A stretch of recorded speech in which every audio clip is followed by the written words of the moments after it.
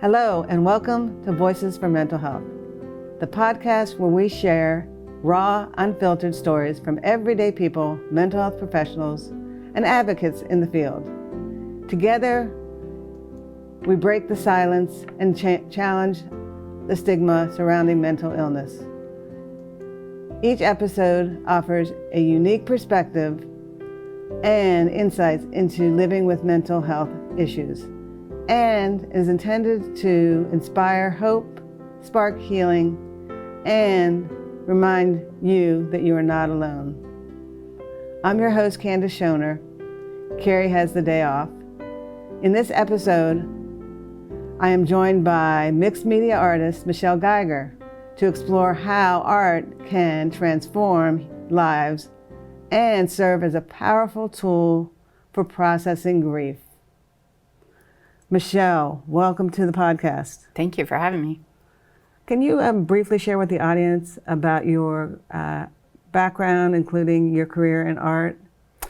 So my mom was an artist, and so I was raised from a very early age with paintbrushes and art supplies all around, and that was always just kind of a part of what was going on around me.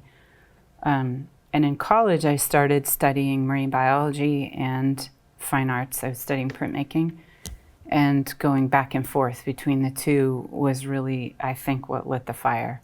So there's a lot of marine biology influences, and there's definitely, even though this is not printmaking, the idea of process has always been something really appealing to me, and even repetitive process over and over again. I love that, something that builds up. And definitely we have been, my friend and there's another artist and I that joke about more is more in our artwork. So there's more dots, more things, more creatures. I'm going to hold up a piece. And so you mentioned the influence of marine biology on your work. You want to try this? This is a black, what do we call this? It changes the color. Can we see it? Light. Yeah, we sure can. I mean, I think that is so cool and so like inventive.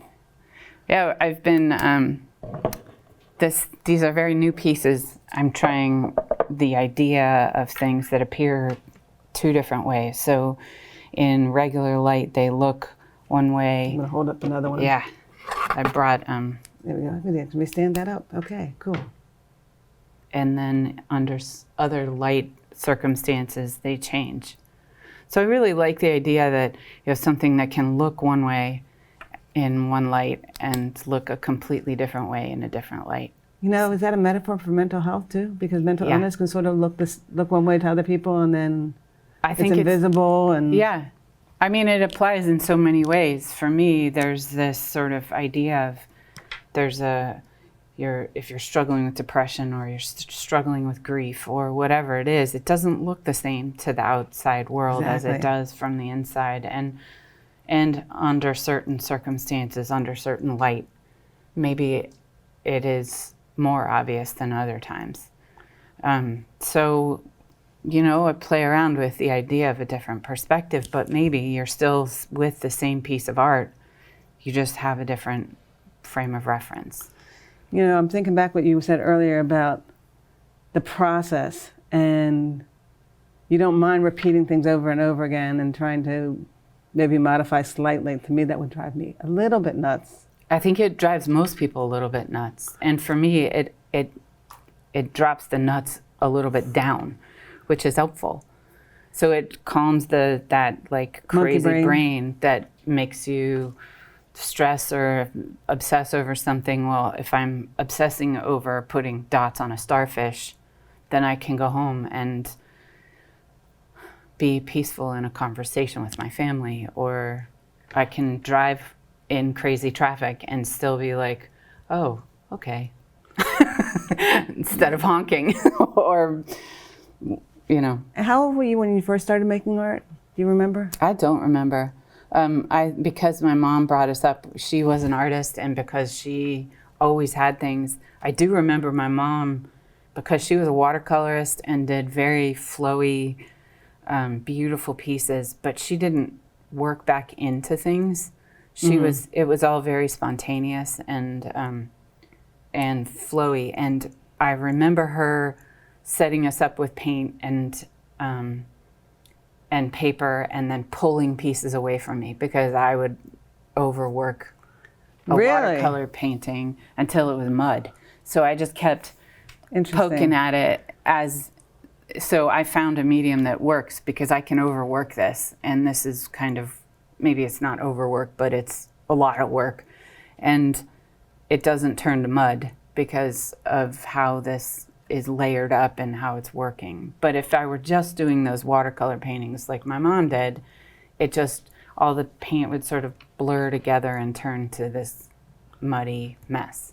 Do you remember or have now thought about it in aftermath? Because after, we go to therapy and we think about these things as we get older. Did that mud or mess reflect anything in you emotionally? I think probably what I can look back at that and with my hindsight clarity and say that it represented for sure a difference in processing all of the things between my mom and I. She had processed things very differently. It was very immediate. It came in, it flew out of her mouth. It was like unfiltered, and I overthink everything to the point of sometimes not expressing at all with myself, and then will process through layers and layers of things. And God forbid I put text in something, but it's going to be underneath 18 layers of something so that nobody else can read it. I know it's in there. It leads me to another question, and as we've discussed on the interview, that I usually have questions planned ahead, but what you just said made me think about, art is a very solitary process. I mean, for the most part. I mean, there are obviously musicians that do something different and they have a band or a lead vocalist, but you are kind of one with the painting or palette or starfish or whatever. I think I remember moving into the first studio I was in at McGuffey, and appreciating that I was in a building full of other artists, and that there was other creating happening in the building, but that I still had my own little carved out space, and I was able to just get into my head and create the things that get out what was in my head. But I really appreciated not being so solitary that I was isolated. Right. And even to the point where my studio currently is underneath the dancers, which is hilarious to me. I think it's kind of great and funny, but occasionally it sounds like amazing, gigantic things are happening up there, and they're really just dancing, which is awesome. But to me, it means that I'm not alone. Right. And I like that, and it also means that I still have my work table and my art materials and my stuff, and I'm able to create the things that are in my head, but I'm not by myself. Right. And I think when I first moved into the building, I had a very young child, and I was home with him a lot, and was starting to unravel a little because I didn't have adults to talk to. And it was really helpful to get in there and to get up and walk down the hall and see somebody else, or say, hey, I'm working on this thing, I'm a little bit stuck, what do you think about this? Which is kind of my favorite part about being in the building is, hey, I have this idea, I think I can do this, what do you think about that? And almost always you can find somebody that's willing to talk it out or say, have you tried this or that? But it's also very important for mental health to have that connection. Yeah. And that community where that can relate to you, because we know that that's so important for our health. When I met you, we talked about a very large piece that you did not bring in the studio today. It's over 7 feet long.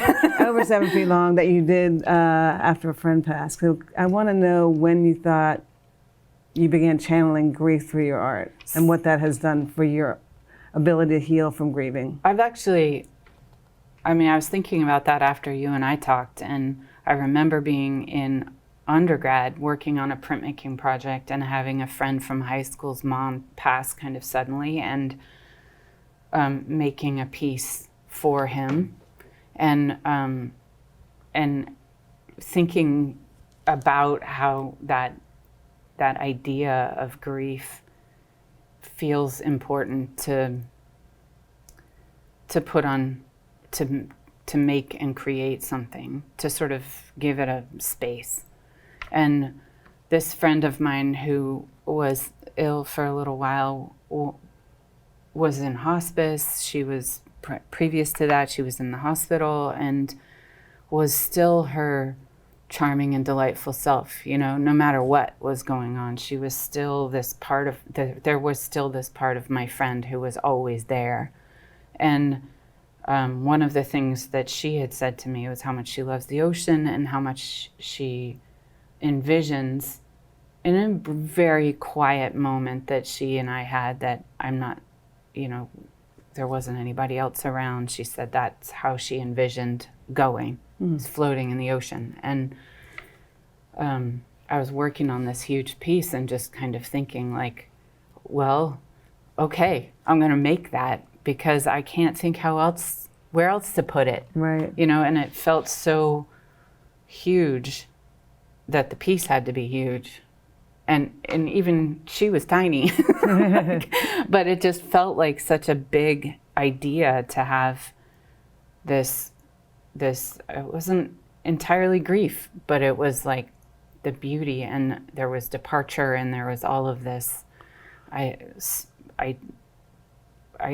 always feel like processing grief is not grief alone. Right. That you're not ever really just sad, that you're sad and you're looking at the, you know, the grace and the beauty somebody had, or you're thinking about, even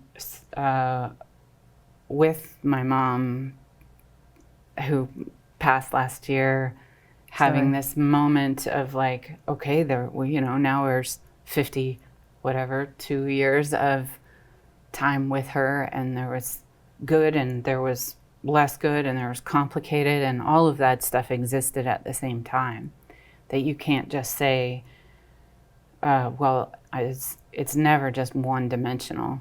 Right. So there's been a lot of beauty in that. And even to the point of taking some of her paintings that maybe were a little less successful, they're not going up in frames, and using them in my work in collages or something, feels like a collaboration, which is kind awesome. Yeah, very emotional. I can see you're getting emotional, and I thank you for, first of all, let me say I'm sorry for your loss, but I thank you for sharing that, and I think a lot of people can relate to it. I brought this actually because this is a friend of mine. I'm going to deliver it this summer, but she lost both of her parents very quickly, or inside of a year, and then also moved into her childhood home. And this piece for me was like pulling together, there's these little white birds and the strings are holding on to the house. And this was something I just sort of kept thinking about, because she was processing her grief, and I kept thinking about what that, you know, how you pull your family pulls you together and sometimes pulls you apart. And but anyway, this was a piece that I'm going to deliver this summer, and I've had it for a couple of, probably longer than I care to admit, but I created it because I was thinking about her and her process of, you know, it wasn't just one parent, it was both, and in the space of a short enough time. Right. And what a change that makes to how you see yourself in the world. And exactly. You know, it's a big step. And it's huge. Anyway, that was, this one is a kind of an example of that, but I think about it in terms of how we process. And maybe I'm not great at writing those cards that say, I'm so sorry for your loss, but I will create something almost always. And you know, and that's one of the questions I have as an artist. There's a balance, I think, or maybe balance may not be the right word, so you can help me out here, but I assume you have to make a living. Your McGuffey studio isn't free. It's not Your free. art supplies are not free. Many of them are, actually. Oh, well, but that's nice. I use a lot of stuff from the free pile and from discarded materials, but not all, as is always the case. It is the case. And I mean, How do I pull it off? well, of course I was going to say assume, but assume is, no, I think you do. I think you do. But it's like, these are very, we were talking about the stories behind some of these pieces, and obviously some are a gift. But how do you part with something that you've spent a lot of your soul on, your emotional being on, and time on, and that's a very good question. Thank you. And there are some pieces that I will bring home and just keep for a little while, but not many. And part of it is because I don't live in a very big house, and I can't think of a time when I've had a block. So the art keeps coming no matter what. It's like being at the bottom of a river, and if you don't pass it along one way or the other, sell, give, sometimes there's pieces that haven't sold that I'm somewhat ambivalent about. I take them apart and reuse the panel or reuse something. But otherwise, if I don't keep moving things, I'm just drowning in artwork. So it has to go. Like I can't hold on to all these things. There are one or two pieces that I've held on to that I really feel strongly about, but for the most part, I'll bring something home. We live with it for a little while. I bring it back to my studio, and interesting. And the ones that I feel the strongest about end up costing a little more. I was just going to say, because I know, and I used to have an art gallery in town, and I'm very passionate about art. But I think, if you're selling something, the more you love it, you might as well put a higher value on it. So if it doesn't sell, you get to enjoy it. I mean, ultimately, it's not going to work out. Like, I will never get paid by the hour. Correct. I'm sure. A living wage. So and shy of being, discovered and selling my artwork for ridiculous amounts of money, it doesn't work out. So no matter what I'm selling whatever I'm charging now is at a discount because I can't charge what I spent the time in terms of time and materials and all of that stuff. So really I'm trying to break even so that I can keep going. Right. And part of it is like I want to be able to pay my rent, and I want to be able to buy the panels or the things or the whatever so that I can keep going. Because this is what you get most joy out of. Yes. And also I have to do this. I really it's very hard to explain, but I don't do well when I've packed up art supplies and had a vacation or a hiatus from making art, and it's not great.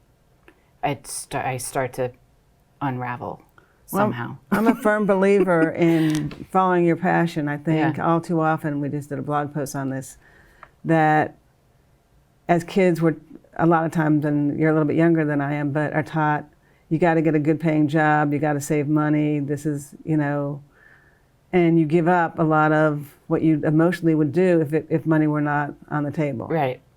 I personally think I'd rather eat ramen and grow my vegetables than a lot of but I have the ability to make that decision because I was essentially a stay-at-home mom, and my husband makes enough for us to scrape by for two of us on one income. It's not a big income, but we can manage it. And so I bring in a little bit.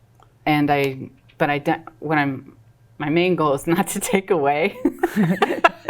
I'm trying not to be a drain on the finances. But I for sure don't have a lot of, I don't need a big house. I don't need fancy stuff.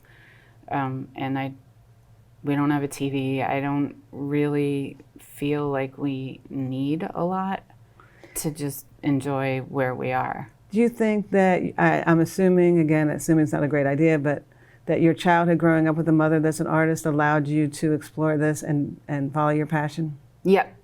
That for sure. And both of them helping me pay for college and grad school, because we have always joked about my dad being the true patron of the arts, because he invested in you.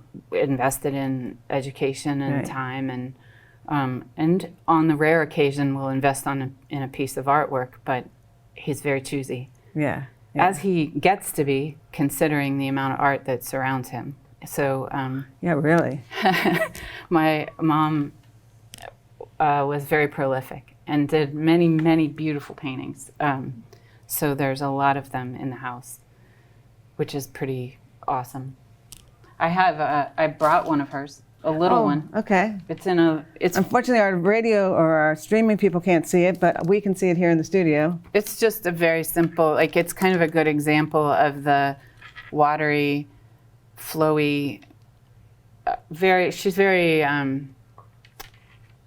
intuitive, you know, and she would get the whole paper wet and then paint on this wet paper with watercolor. So it's difficult to control, and she would do these big, beautiful landscapes. She only painted on location. So she just never worked. For me, I go on location to places. I go on adventures. I think I told you about. I met an octopus. I super know. cool. I was very super cool. And but I very rarely make a lot of artwork while I'm out. And I think it's because I just take pictures, I write in my sketchbook, and then I come back and process in my studio. And I was going to ask you, how does your memories or your art reconnect with those memories? So, I mean, occasionally I will go through and print stuff out and put them in a sketchbook. But more frequently than that, I'll take writing or sketches from my sketchbook and then start expanding a little bit to bigger ideas or bigger concepts, or this whole new body of work started from working briefly while Mom was resting and I was helping with care and doing little sketches in a sketchbook. So I was sitting there when it was quiet and she was asleep, and just starting to think about how I could push boundaries on structure and Right. make more dimensional things, and maybe with light and color and all of that stuff. So my sketchbooks are a mess and also complicated and pretty weird, but they help me. But I think at some point when I'm no longer on this earthly plane, somebody's got to burn them, because they may be helpful to someone or not. Probably not. You know, it leads me to two questions, and I wanted to find out if there's from childhood till now, and obviously I think your art has to have shifted, but how much has it shifted, do you think? And what do you think emotionally you get more than you did when you were a child with your art? I think one of the things that happened when I went to college and taking these printmaking classes was realizing how different my brain worked and my process worked from my mom's, which was kind of a relief to realize, like, oh, we're very different people, and that was helpful. But to understand in printmaking that your first proof is not the finished product, Mm-hmm. and that it could be terrible, and that you could keep working on it, was an important part of the process for me. So that so many of the pieces I work on now, the first step on these doesn't look at all like they look when they're finished. And that's good. I mean, because they're kind of boring at the beginning, but also because each step doesn't necessarily mean I've wrecked it. And Right. I for sure have those moments of like, oh, dear God, I've made something disastrous. But then you can calm down the monkey brain again and get to the point where you can say, it's just the middle step, or I have 3 more steps to get to the point where it's going to look the way I want it to. So for me, I think it's been more about understanding that first step is just the start. And so I have all these sketches from when I was younger that are fine ideas, but maybe didn't resolve into a finished piece because I hadn't really quite gotten to that point where it was like, this is a good starting off point. Now you have to just keep going. Instead of like, oh good, I finished it. It's right here. See, I'd be the more that I finished it because I used to do photography and it was like right. immediate gratification. You obviously can take a lot longer to get that same gratification.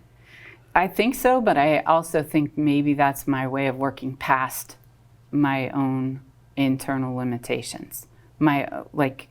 All those weird demons that are just like, this isn't good enough, this is not bright, this isn't doing the thing you want it to do, or this doesn't go there.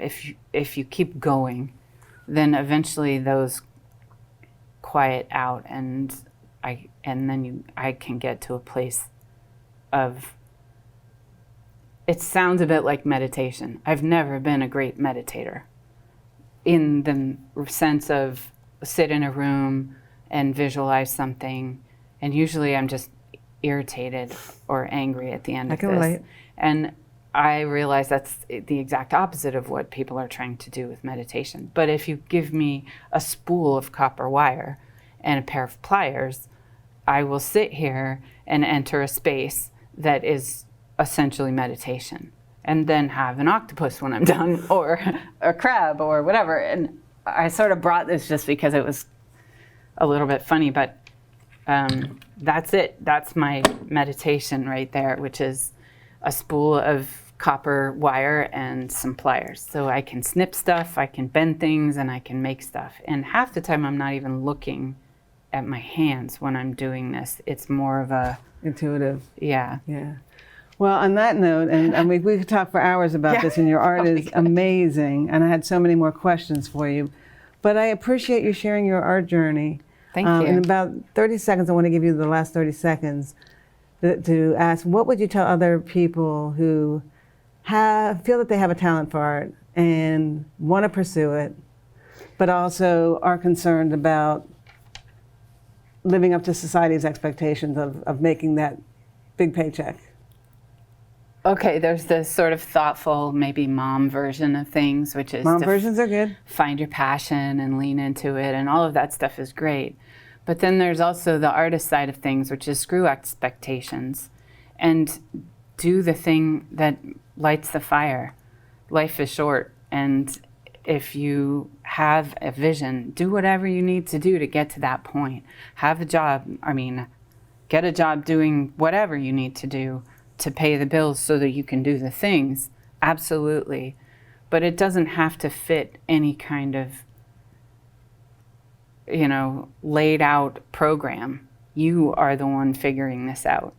And on that note, which I think is a great note to end, I want to thank Michelle Geiger for being here today and sharing her art journey and personal stories, and to remind those listening that you are not alone.